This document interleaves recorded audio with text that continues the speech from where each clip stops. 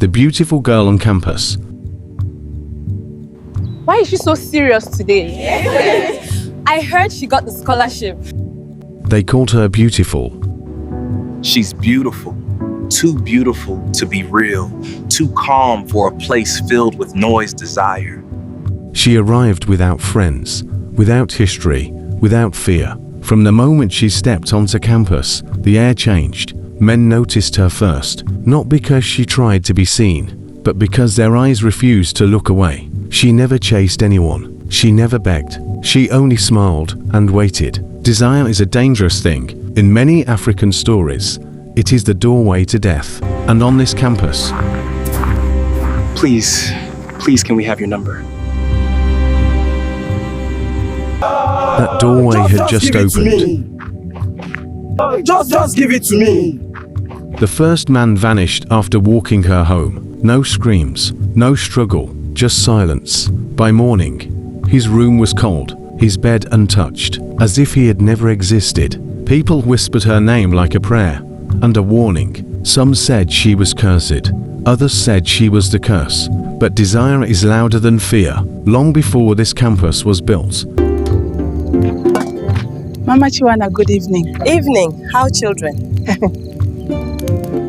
there was a village, a woman betrayed, a ritual performed. We summon the shadows. Bind her essence. No! No! No! Let me go! Help me. A spirit bound to flesh. The spirit is angry. The spirit is angry because most of you consume without respect from the village rivers without use. Sent to punish those who consume without respect.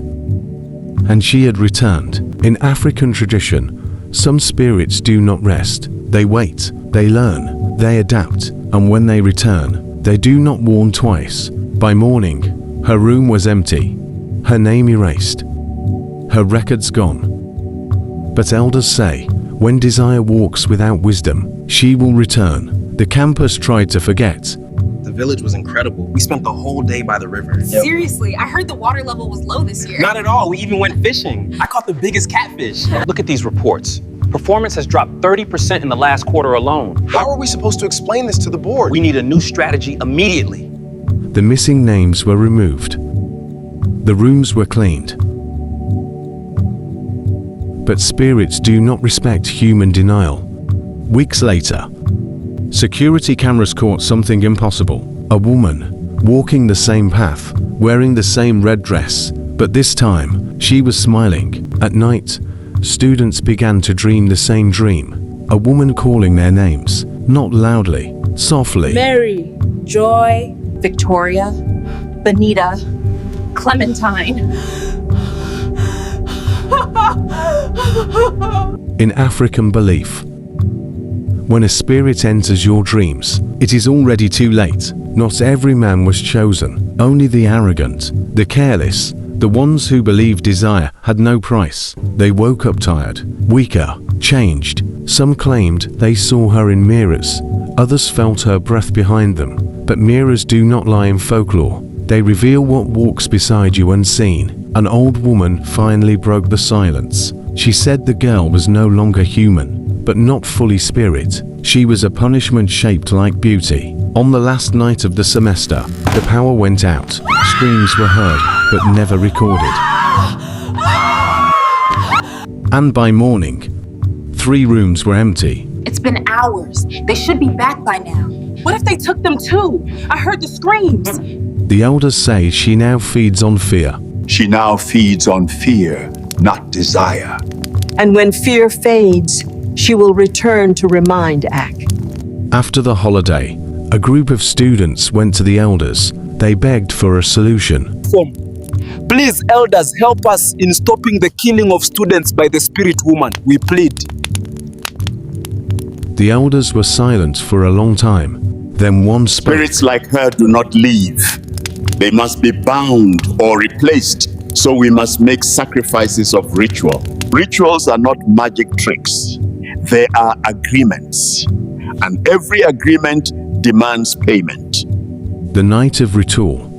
The ritual had to be done at midnight, on the old ground beneath the campus, where the village once stood. candles were lit, names were spoken, and then the wind stopped. She stepped out of the darkness, no longer pretending to be human, no longer smiling.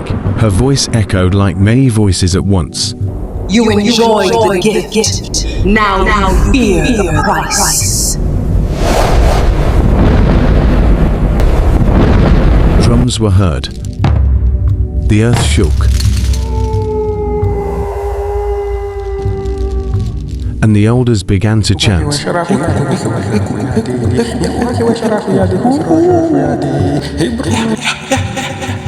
The truth, the ritual was never meant to destroy her.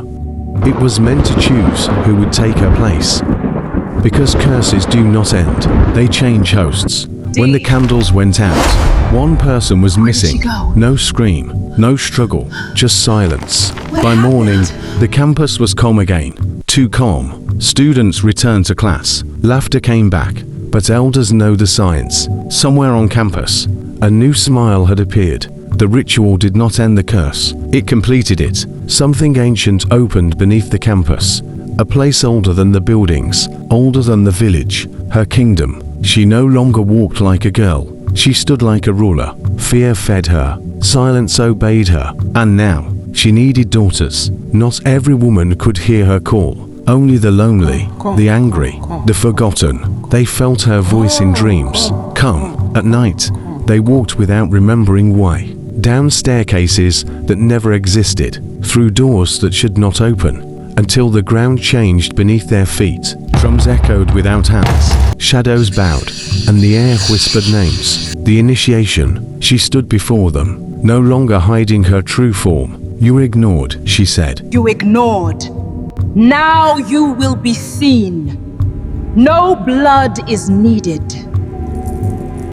When the ritual ended, the girls rose differently. Their fear was gone. Their guilt was gone. In its place, loyalty. Once initiated, they no longer belonged to the world above. They became watchers, whisperers, collectors, and every kingdom needs many eyes. By morning, the campus felt normal again. But something had changed. Girls began to smile the same way, speak the same words, disappear at the same hour.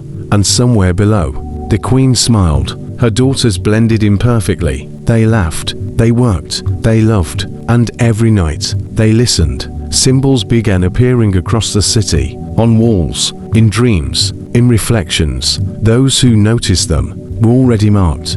People vanished outside the campus now.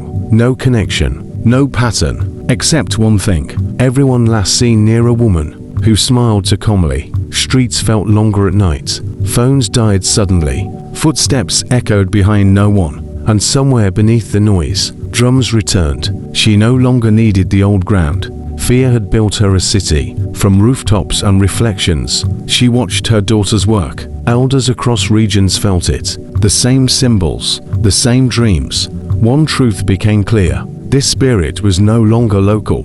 When a curse learns to travel, it becomes a plague, and plagues do not negotiate. By dawn, the city looked normal. Traffic moved, people smiled, but under the streets, something listened, and somewhere in the crowd, a woman turned and smiled directly at you. In African folklore, once a spirit marks you, freedom feels like pain, because the bond is not just spiritual. It is identity.w. She went to the elders. She begged for release. But the elders looked away. You cannot unlearn what you have become, they said. That night, the queen did not appear. She watched. From reflections, from shadows, from silence. The mark burned hotter. Her thoughts were no longer private. And the kingdom whispered her name. With disappointment, she ran. Through streets that bent unnaturally. Through doors that led nowhere. Because once chosen, there is no exit. By morning, she was gone. No body, no scream.